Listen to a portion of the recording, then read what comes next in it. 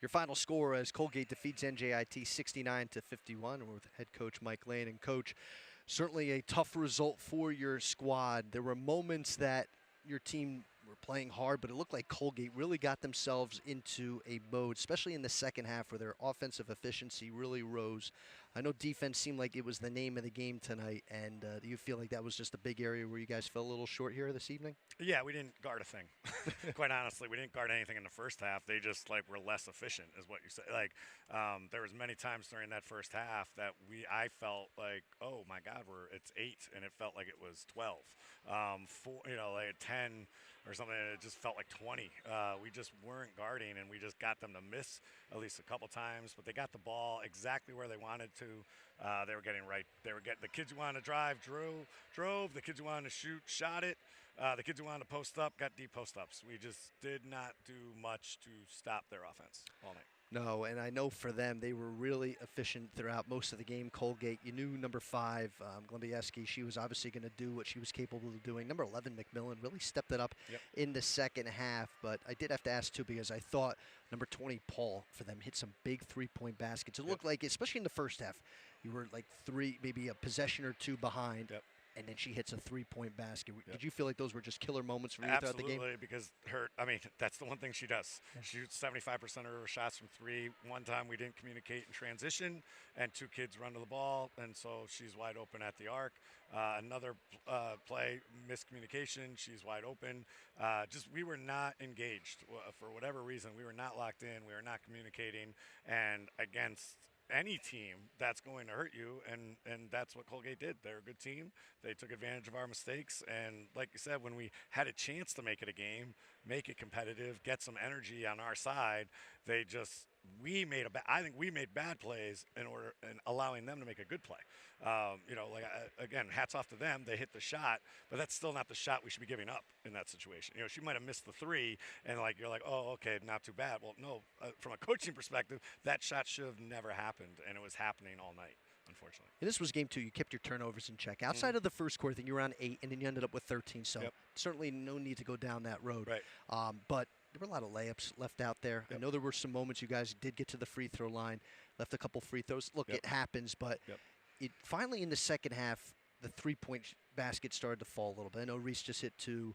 Do you feel like over time your players may start? I know you like to work a lot inside, but do you feel like the 3-point shot can eventually start becoming more of an asset as the season continues to roll along? Yeah, absolutely, and it should. We're not telling them not to shoot threes. It's Reese, Grace, Kendall, Aria, Kenna, Lizzie. These kids should all be looking and hunting for threes. I thought we were just tentative around the basket. It's a game of toughness, and we were not tough around the rim. I thought Trin was early, and that kept us in the game. And in that second quarter, I think single-handedly she kept us in the game because we were able to feed her in the second quarter, and then she was getting stops on the defensive end. I thought she was about the only one playing to a scout and forcing 11 to do things, and then McMillan just killed us in the second half. And we didn't play that defense that we played early. So, absolutely, our offense, we're not going to win games in the 50s, and we don't want to play in the 50s. I just thought our offense was very stilted, tentative. That hasn't looked like that a whole lot this year. So, quite honestly, not sure why it looked like that tonight, other than I do think, Colgate plays hard. They play good pressure defense, and like FDU did last week, it just – we're not responding to that physical, aggressive challenge, and we have to find a way to do that. And certainly you send a message to your players. You were not afraid to go to the bench when you had to. Lindsay Sarek finally sees the floor in over a season. It was great to see her back on the floor, but Lily Anderson, you bring her in. Kendall, obviously, Grace, and just kind of getting some more players coming off the bench a little bit because it seemed like some of your starters are still kind of finding their way. Lizzie, I know she missed last game. Kenna, it seems to me, I got to ask you, I think teams are obviously very focused on her. How does she overcome what's been a little bit of a dry rut for her lately? Yeah, well, I thought tonight, she took 7 shots. It's sometimes, it's a 3-2 zone, and we're going to get Kenna Squire the ball in the middle of the zone. I still like every possession that Kenna's going to touch the ball there.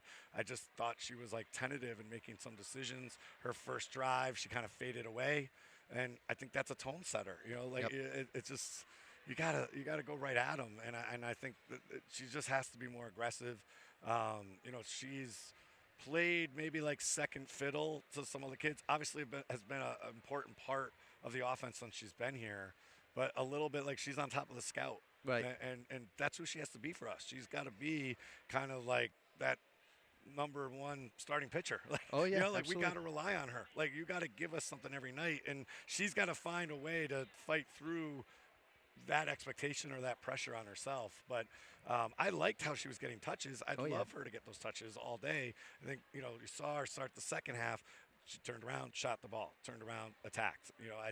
We started off very tentatively. And so we just need to get a little bit more aggression, and that's something you learn. And I think that's something that Ellen got better at. Yep. And we need some kids to make that jump. That you have to, at this level, it's physical. And we're trying to not play physical. We're trying to play finesse. And Right. finesse isn't going to get you anywhere. 2 more road games before New Hampshire comes in on December 29th. So luckily, you're just a little drive over to Jersey City and, of course, to Staten Island. So as you gear up, because your next home game isn't until conference play against New Hampshire, I obviously want to finish the non-conference schedule strong.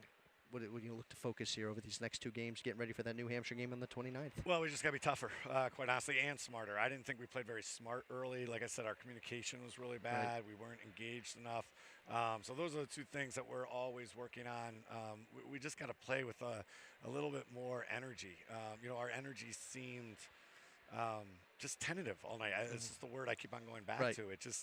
Even when we cut it a couple of times, Yeah. I didn't feel the normal confidence that we have, and that was tough. So that's why you go to your bench. That's why Lindsay Syrick gets in. That's why Reese gets a real shot and was not shy. She was hunting her shot. She was attacking, and so that's what we need. We need to find the kids who are going to come out here.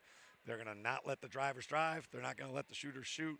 And offensively, they're running our offense and they're playing the way that we have to play. And I just don't think we played NJIT basketball on either side tonight, unfortunately.